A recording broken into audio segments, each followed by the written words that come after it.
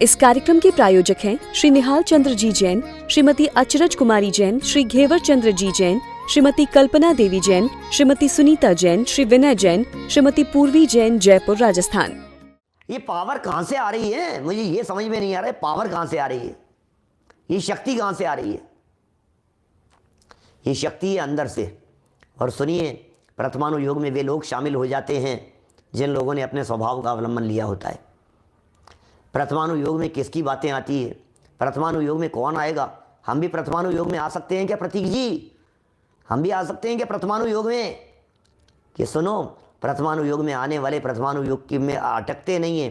प्रथमानु योग में आने वाले कथाओं में नहीं अटकते हैं। कथाओं के सार वीतरागता को जो अवलंबन कर लेते हैं उनका नाम प्रथमानु योग में आ जाता है। पदम जी पाड़िया साहब ये जो बातें लिख रहे हैं, ये जो बातें कह रहे हैं प्रथमानु योग के संदर्भ में, महापुरुषों के जीवन चरित्र के संदर्भ में कह रहे हैं, कितनी कितनी बड़ी चीज़ है प्रथमानु योग। मैं तो अभी शॉर्ट में चर्चा करने वाला हूँ अनुयोगों के संदर्भ में। 1 2 दिन 3 दिन जो भी दिन चर्चा चलेगी इस अनुयोगों के संदर्भ में विस्तार से यदि आपको अनुयोगों के बारे में जानना हो तो मोक्ष मार्ग प्रकाशक पर किए गए प्रवचन 8वां अध्याय, पूरा 8वां अध्याय आपको अलग अलग एंगल से चर्चाएं मिलेगी। प्रथमानुयोग, चरणानुयोग, करणानुयोग, द्रव्यानुयोग, कथन करने की शैली, पद्धति, प्रयोजन, अरे क्या क्या बातें होगी, सोचिए तो सही आप। क्या कितनी बातें उसके अंदर मिलेगी। अनुयोगों में परस्पर विरोध कल्पना, विरोध का निराकरण। एक अनुयोग कुछ कह रहा है, दूसरा अनुयोग कुछ कह रहा है, इन दोनों अनुयोगों की बातें आपस में एक दूसरे से कट रही है। बोले नहीं, दोष कल्पना का निराकरण कर दिया टोडरमल जी साहब ने। कमाल किया है टोडरमल जी साहब ने 8वें अध्याय में, कमाल किया है। मैं कहता हूं कभी सबसे पहले 8वां अध्याय पढ़ लो। 8वां अध्याय इतना महत्वपूर्ण है। खैर जिसकी चर्चा चलेगी, वास्तव में बात तो ऐसी है, जिसकी शादी होगी तो उसी के गाए जाते हैं, कहीं से भी उठाओ, वो तो अपने आप में बहुत महत्वपूर्ण है। पूरा ही ग्रंथ महत्वपूर्ण है। लेकिन फिर भी मैं कहना चाहता हूं, क्या वज्र सिंह जी साहब, छोटे दादा की बात करो चाहे बड़े दादा की बात करो चाहे बड़े पंडित जी की बात करो, सब सब सब हम तो क्या बात करें। हम तो ये कहना चाहते हैं ऋषभ जी, हम तो ये कहना चाहते हैं आशीष जी कि आपका नाम प्रथमानु योग के अंदर शामिल होगा। आपका जीवन इतना उत्कृष्ट होगा, आपके जीवन के जो स्ट्रगल किए गए हैं सब इसी तरह के होंगे। ये तो बातें ही कुछ अद्भुत होती है। प्रथमानु योग देखो जरा, महापुरुषों को देखने से, उनके जीवन चरित्र को देखने से, सिर्फ और सिर्फ कहानियों को पढ़ने मात्र से पढ़ो, थोड़ा बारीकी से पढ़ो। एक व्यक्तित्व ऐसा दिखा दीजिए प्रथमानु योग में, एक कैरेक्टर ऐसा दिखा दीजिए जिसे आप प्रथमानु योग के अंदर देख रहे हो और जिसके जीवन की घटनाएं और परिस्थितियां आपकी परिस्थितियों से ज्यादा अच्छी हो। उनके संकट, भाई भाई झगड़ लिए भरत बाहुबली, लो क्या करोगे आप? घटना तो देखो जरा कैसी घट जाती है। कमठ मरुभूति 10-10 भाव तक बैर चलता रहा, कमठ लेकर के बैठे रहे उन बातों को। सुकुमार स्वामी को देखो, सुकौशल स्वामी को देखो, 3-3 दिन तक शालिनी खाती रही। रिश्ता देखो, रिश्ता पिछले जन्म का, लात मारी थी, फल लेने के लिए आ गए अपने घर में। कैसे कैसे परिस्थितियां बन जाती है। 3 दिन तक बाघ खाता रहा, शालिनी खाती रही, घरे में भरा हुआ सर्प पड़ा रहा, माथे के ऊपर सिगड़ी जला दी गई है, पाल जैसे बांध दी गई। ऐसे क्या क्या होगा बोलो? तो मुझे ऐसा लगता है ये जो प्रसंग हैं, सारे प्रसंग कहीं भी, भरत जी को पढ़ लो, रामचंद्र जी को पढ़ लो, रामायण पढ़ लो, महाभारत पढ़ लो, जिसको पढ़ना हो, सती अंजना को पढ़ लो, सती मनोरमा को पढ़ लो, इनको पढ़ लो, 8 सतियों की कथाएं पढ़ लो। सती अनंग सरा को देखो जरा आप, 3000 वर्ष तक जंगल में कंदमूल ये सब खाती रही, ये सब फल वल खाती रही 3000 वर्ष तक।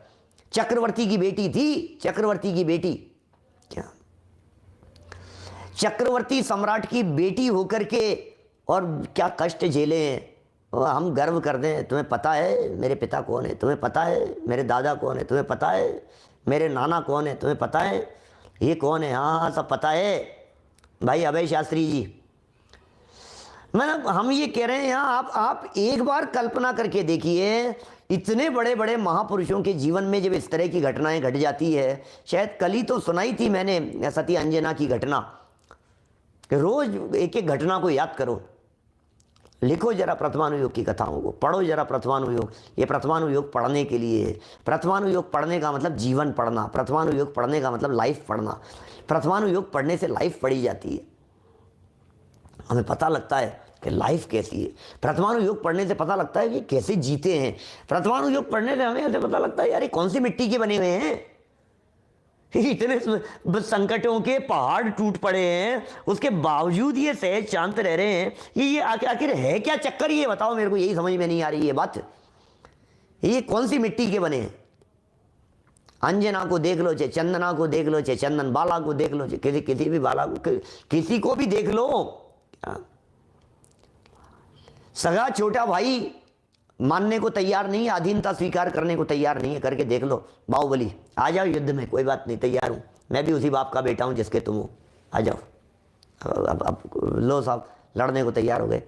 अधीनता, जिसके बारे में सोच नहीं सकते थे, जिसके बारे में कल्पना नहीं कर सकते थे, ये कैसे हो सकता है यार, ये तो मेरा छोटा भाई है। अरे चक्र ने प्रवेश क्यों नहीं किया कि कोई ना कोई रह गया। देखो देखो 32,000 में से कौन रह गया, देखो जरा किसने अधीनता स्वीकार नहीं करी। तो पूरी लिस्ट देखी 32,000 की, तो नाम पता लगा बाहुबली। अरे बाहुबली कोई तो बच्चा है अपना, चल कोई बात नहीं, ये तो हो गया, जा सूचना भेज दे, अभी जा लिखवा ला, उससे लिखवा ला। बाहुबली नहीं, अब बोलो आप, ये क्या है। 32,000 राजाओं ने, माने क्या कहें, 31,999 राजा जिनसे उम्मीद नहीं थी, उन्होंने हथियार डाल दिए, उन्होंने अधीनता स्वीकार कर ली, और जिसे अपने घर का बच्चा समझ रहे हैं, जिसे अपना छोटा भाई समझ रहे हैं, जिसे उंगली पकड़ करके चलना सिखाया है, जिसके साथ में खेले कूदे हैं, जिसके ऊपर अपना अधिकार समझते हैं, उसने पलट करके सामने जवाब दे दिया। और सुनो, बात कहूं, वो तो चलो कोई बात नहीं, छोटा भाई था, भाई भाई में लड़ाइयाँ किसके बीच में नहीं होती है, लेकिन सगा बेटा नहीं मान रहा है, मारीची, इसको तो समझा लो। 6 खंड के राज्य में, 6 खंड के साम्राज्य में एक चिड़ी का बच्चा ऐसा नहीं होगा जो चक्रवर्ती की आज्ञा में नहीं चले, अपने बच्चे को छोड़ करके। अपना बेटा नहीं चला तो नहीं चला भाई साहब, कोई नहीं है ऐसा, कोई नहीं है जो उसकी चक्रवर्ती का कहना कौन नहीं माने भाई साहब। चक्रवर्ती की किसके ऊपर नहीं चले, लेकिन बच्चा नहीं मान रहा है। ऋषभ देव स्वामी का पोता नहीं समझ रहा है। अब किसको समझाने की हिम्मत कर रहे हो आप, हर्षवर्धन जी साहब, किसके दम पर ये नहीं मान रहा है साहब। मैं तो क्या करूं यार, मेरी तो किस्मत ही है,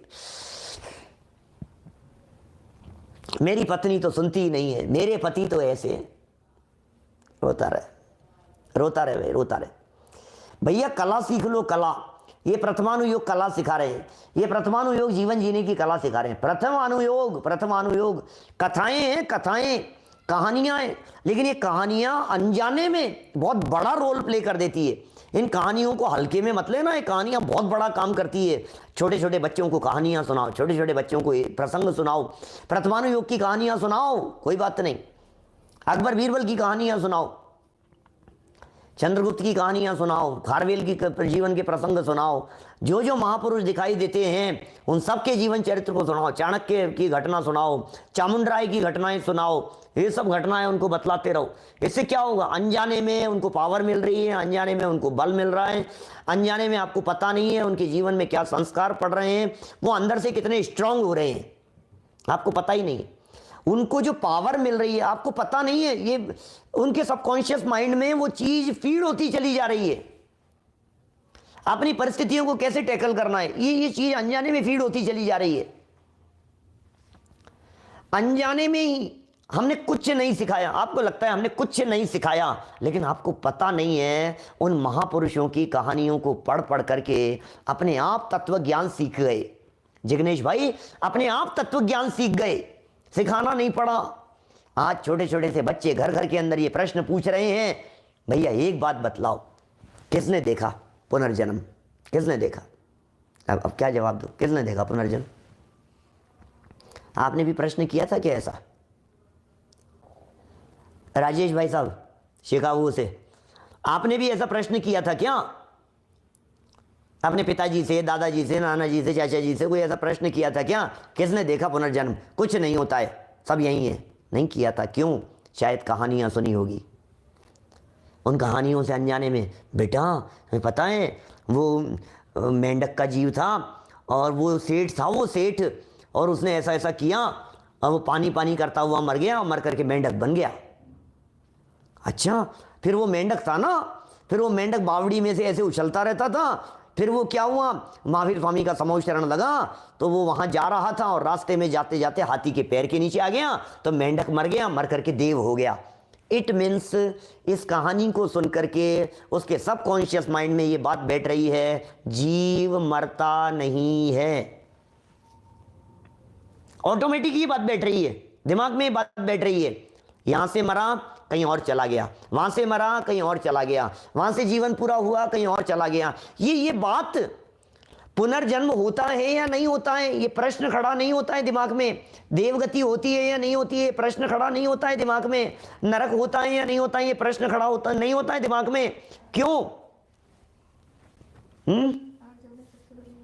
हाँ, कहानी ये जो कहानी मैंने सुनाई है ना, हमारे आर्यव ने सबसे पहले याद की थी। जो जवान से बोलना आता था उस समय की बात कह रहा हूँ, 1.5 साल का होगा मुश्किल से, सभा में तक सुनाई थी मैंने। आप प्रश्न देखो, सर्वज्ञता क्या होती है, क्रमबद्ध क्या होती है, स्वर्ग नरक क्या होते हैं, ये जो सारी बातें हैं, ये सारी बातें फीड होनी चाहिए। क्या ये सारी बातें फीड होनी चाहिए दिलो दिमाग में। और कैसे होगी भाई साहब? प्रश्न करेंगे क्या होता है स्वर्ग है, क्या होता है नरक, अरे सब यही है नरक, यही है स्वर्ग, कौन जाने क्या है स्वर्ग है कि नहीं है, ये सब पंडितों ने बना दिए, ये सब शास्त्रों में लिख दिए, ये सब ऐसा हो गया। अरे भाई विश्वास विश्वास विश्वास, कैसे बनेगा वो विश्वास? ये प्रथमानुयोग पढ़ने से जीव के अनादि अनंतता की सिद्धि होती है। प्रथमानुयोग को हल्के में मत लेना, प्रथमानुयोग बहुत पावरफुल चीज है।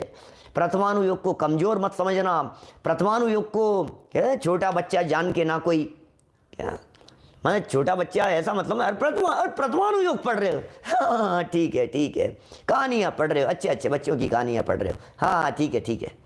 मैंने जो प्रथमानुयोग पढ़ाया ना, मेरे साथ आप लोगों में से बहुत सारे लोगों ने सुना भी है, क्षत्र चूड़ामणि के मेरे प्रवचनों को, सारे प्रवचन उपलब्ध भी है। मैंने वो क्षत्र चूड़ामणि जब मैंने चलाया था हमारी सभा में, कई लोगों ने मुझसे कही प्रथमानुयोग का है, इसमें क्या समझाना है, तो खुद ही पढ़ लेंगे। तो हाँ, तो कोई ग्रंथ चलाओ, प्रथमानुयोग भी कोई चलाए जाते हैं क्या? फिर जब चलाया ना तो कहा नहीं सही, बिल्कुल सही डिसीजन रहा। ये तो क्षत्र चूड़ामणि पढ़ करके तो हमारी लाइफ बदल गई, जीवन दर चरित्र पढ़ करके तो हमारे, नहीं सच में ये तो बहुत गजब की चीज़ है भाई साहब, बहुत गजब की चीज़ है भाई साहब प्रथमानुयोग। अरे पढ़ो तो सही प्रथमानुयोग, कोई प्रथमानुयोग ही चलाएं। मैंने कभी ऐसा लगता है कहानियाँ स्टोरियाँ चलाएं, बहुत पावर, इतनी पावर भर जाती है अंदर में, ताकत इतनी आ जाती है। नंबर कम आ गए, इसने कुछ कह दिया, उसने कुछ कह दिया। अरे जीवन में सच कह रहा हूं, हम तो पंचम काल के जीव हैं। पंचम काल के जीवों के ऊपर वो संकट आते ही नहीं है जैसे संकट चौथे काल में आते थे। किसी भी व्यक्ति के ऊपर उतना ही संकट आता है जितनी उसकी झेलने की ताकत होती है, उससे ज्यादा नहीं आता है। 2000 रुपए की नौकरी करने वाला 20,000 रुपए की नौकरी करने वाले के ऊपर 2 करोड़ का फाइन नहीं लगाया जाता है। इसका मतलब उसकी हैसियत के हिसाब से लगेगी, मतलब उस पर जो संकट आएगा वो उसकी हैसियत के हिसाब से आएगा। जो जिस लेवल पर होगा उसके ऊपर जो संकट आएगा वो उसकी हैसियत के हिसाब से आएगा। इसके ऊपर जो संकट आ जाता है, इसके ऊपर संकट ये आ जाता है, साइकिल से जा रहा था और साइकिल पंचर हो गई, साइकिल को घसीटना पड़ रहा है, इसका ये संकट है क्योंकि वो उसका लेवल है। क्या उसकी तकलीफ है उसके हिसाब से, जो जिस लेवल पर उसकी तकलीफ है उसके हिसाब से। ये बिल्कुल प्रैक्टिकल है। ये सबका पाप कर्म का उदय भी अपने अपने लेवल के हिसाब से आता है, सबका पुण्य का उदय भी अपने अपने लेवल के हिसाब से आता है। बिल्कुल ऐसा ही है। आपके घर में समझ लीजिए शादी का कोई बहुत बड़ा आयोजन है और सबको गिफ्ट दे रहे हैं, आप मुझे बतलाइएगा सबको बराबर देते हैं क्या? घर में काम करने वाली को 500 रुपये दे देंगे, किसी को 500 की हैसियत है तो किसी की 5000 की है, किसी को 51,000 की विदा दे रहे हैं आप। इसका मतलब ये है आपके दिमाग में सब सेट है और सबका पुण्य का उदय अपना अपना है। जैसा पुण्य का उदय में वेरिएशन होते हैं ऐसे ही पाप कर्म के उदय में भी वेरिएशन होते हैं। जैसे पुण्य के उदय के अंदर लेवल अलग अलग होते हैं ऐसे ही पाप कर्म के उदय में भी लेवल अलग अलग होते हैं। मैं तो ये कहना चाह रहा हूं भाई साहब, शुक्र समझो कि आप चौथे काल में नहीं हो। क्यों? क्योंकि चौथे काल वालों के तो संकट बहुत भारी आते हैं। पंचम काल में इतने भारी संकट नहीं आते। अब देखो सोचने का नजरिया है और कुछ नहीं है। क्या आप यदि ये सोचते हो अरे यार पंचम काल में काश मैं चौथे काल में होता, काश मैं चौथे काल में होता, चौथे काल के अंदर तो ऐसे घुमाते हैं पकड़ करके ऐसे लपेट देते हैं तुम्हारे को, ऐसी कहानियां मिलेगी आपको चौथे काल की। तो चौथे काल के अंदर तो अजगर निकल जाते हैं। अब बोलो तुम्हें क्या चाहिए, तुम्हें देख चींटी काट जाती है, बोले तुम्हारे हिसाब से यही मच्छर काट रहा है, ये पंचम काल का संकट है, मच्छर बहुत ज्यादा है, ये पंचम काल का संकट है, और सारे चींटियों ने शरीर को छलनी बना दिया, ये चौथे काल का संकट है। बोलो क्या करना है। ये प्रथमानुयोग कि इतनी हिम्मत दे रहा है, उनके जीवन के इतने संकट होते हुए भी आखिर उनके पास में धैर्य किसके दम पर था, ये बतलाओ।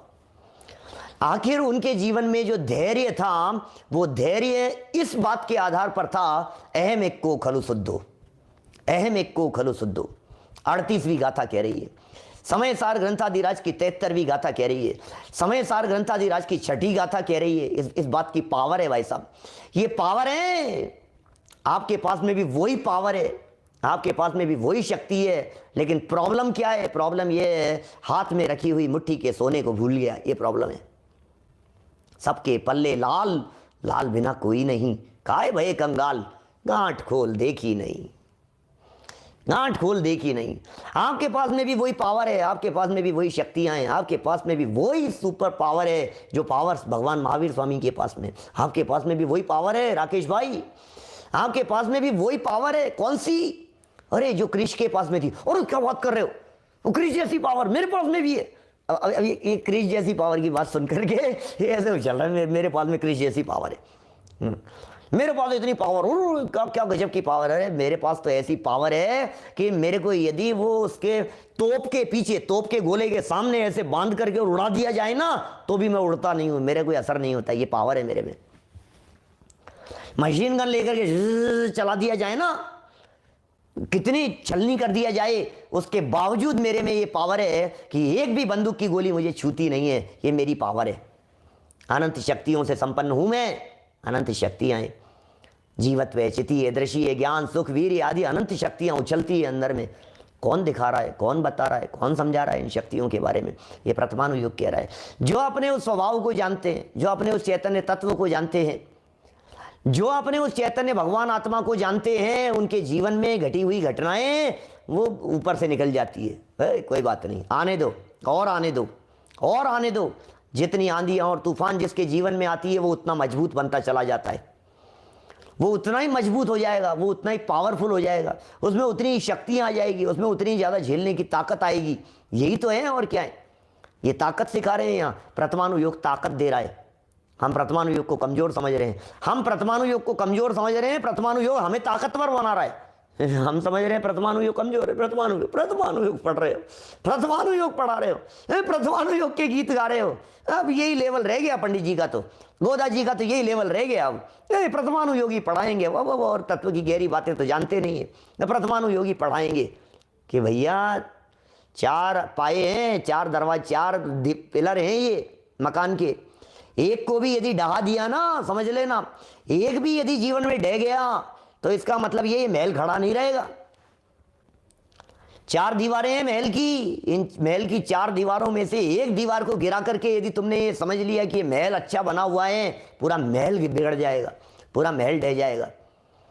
ये गलती मत कर देना प्रथमानुयोग को कमजोर जानने की।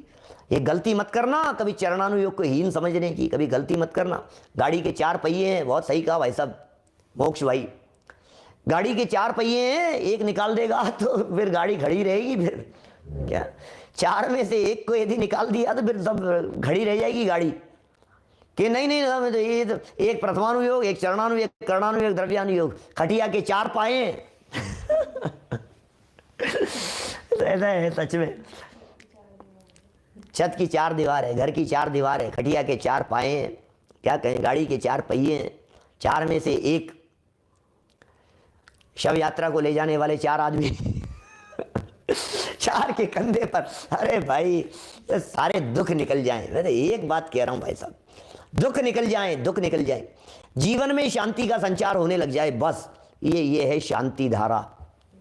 तो दिल की शांति, मन की शांति, चित्त की शांति, हृदय की शांति, परिणामों की शांति, शांति है भाई साहब, जीवन में शांति है। ओह, कितनी उठापटक मच रही हो, कितना भी कुछ भी हो रहा हो दुनिया भर में, एक बात समझ में आ गई हमारे को, मन शांत है बस। क्यों शांत है? क्योंकि जिनवाणी के माथे पर, क्या जिनवाणी यदि माथे पर है ना, क्या जिनवाणी यदि माथे पर है, माँ का हाथ यदि माथे पर है, माँ के आशीर्वाद का हाथ यदि माथे पर है, कौन बिगाड़ लेवे? जिनवाणी माँ कह रही है बेटा चिंता मत कर, तू मेरे पीछे रह, मैं हूं ना, मैं हूं ना, क्या मेरे होते हुए कुछ नहीं हो सकता है, मैं हूं ना। ये या मैं पना वो चक्कर नहीं है, अहम वाला मैं नहीं है, ये मैं मतलब संरक्षण है, ये जिनवाणी माँ का संरक्षण है। जिनवाणी माँ क्या कह रही है? जिनवाणी माँ संरक्षण दे रही है, जिनवाणी माँ हृदय में उतार रही है इन सारी बातों को। बोलो, घानी में पेल दिया मुनिराजों को, रुई में लपेट करके गुरुदत्त आदि मुनिराजों को रुई में लपेट करके जला दिया। पिछले जन्म में कुछ किया था, कुछ ऐसा, शेर को बंद कर दिया था, दरवाजे लगा दिया था, आग लगा दी थी बाहर से, लो साहब आ जाओ, रुई में लपेट करके आग लगा दी उनकी, गुरुदत्त आदि मुनिराजों की। कैसी कैसी बात होती, घानी में पेल दिया 500 मुनिराजों को, 700 मुनिराजों को। हो ऐसा लगता है उन घटनाओं को सुन करके, मतलब सुनो, उनको तो रुई में लपेट करके आग लगा दी, उसके बावजूद वे मुनिराज अंदर में अत्यंत शांति का वेदन कर रहे हैं, और यहां कहीं बाहर में आग नहीं है, फिर भी अंदर में आग लगी है, अंदर में दिल जल रहे हैं, हृदय आग लग रही है अंदर में। क्यों लग रही है आग? बतलाओ तो सही मेरे को, क्यों लग रही है? विषय कषाय की आग में जल रहा है, कषायों की आग में जल रहा है, ईर्ष्या की आग में जल रहा है। ये ऊंचा क्यों हो गया, ये नीचा क्यों हो गया, इसका ऐसा क्यों हो गया, इसके नंबर क्यों आ गए, ये क्यों आगे बढ़ गया, इसका ऐसा क्यों हो गया, इसका सम्मान क्यों हो गया, इसका नाम क्यों हो गया, इसकी प्रशंसा क्यों हो गई, इसको क्यों पूछ लिया गया? अरे तू मरे जा रहा है, खाम में मर रहा है, बिना ही मतलब मर रहा है, कोई लेना देना ही नहीं है। ये प्रथमानुयोग कह रहा है देखना बंद कर, औरों को देख देख करके भी ये देख कि उन्होंने अपने स्वभाव को देखा था, इसलिए उनकी कीमत थी। ये देख, ये देखने लायक है। ये प्रथमानुयोग कह रहा है। कितने गजब की बातें हैं, तो कुछ नहीं है, तो ये तो बातें तो इन्होंने कह दी, चरित्र रूप शास्त्र हैं, बस चरित्र चित्रण है। ओहो, सिर्फ चरित्र चित्रण है प्रथमानुयोग के अंदर। प्रथमानुयोग के अंदर बतला देंगे भाई साहब ये थे, इन्होंने ऐसा किया था, इनके साथ में ऐसा हुआ था, फिर ये ऐसा हुआ था, फिर इस परिस्थिति में उन्होंने ऐसा सोचा, फिर लास्ट में आकर के ऐसी ऐसी परिस्थितियां बनी, तो फिर उन्होंने 12 भावनाओं का चिंतन शुरू कर दिया, ये सोचना शुरू कर दिया, ये करना शुरू कर दिया। अब तुम्हें क्या करना है? बोलो, आपको क्या करना है?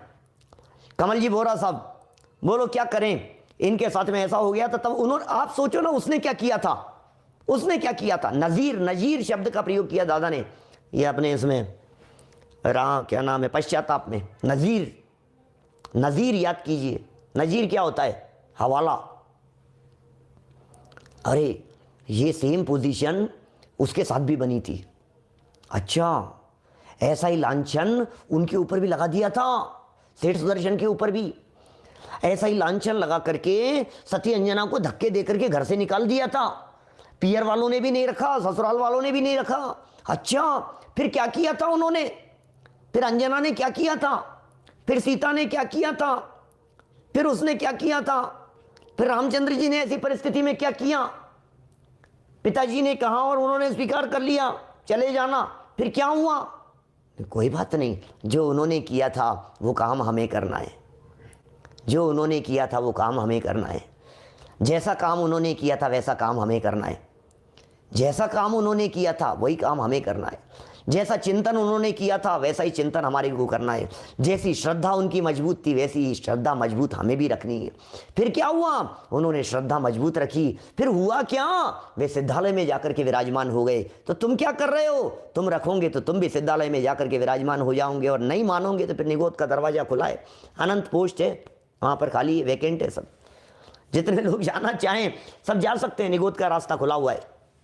फाइनल डेस्टिनेशन क्या है आपके हाथ में? आपको सिद्धालय में जाना है या निगोद में जाना है? 2 हेडक्वार्टर कहलाते हैं जहां ये जीव अनंत काल बिताता है, 2 ही हेडक्वार्टर कहलाते हैं, 2 ही हेडक्वार्टर कहलाते हैं। क्या इस कार्यक्रम के प्रायोजक हैं श्री निहाल चंद्र जी जैन, श्रीमती अचरज कुमारी जैन, श्री घेवर चंद्र जी जैन, श्रीमती कल्पना देवी जैन, श्रीमती सुनीता जैन, श्री विनय जैन, श्रीमती पूर्वी जैन, जयपुर राजस्थान।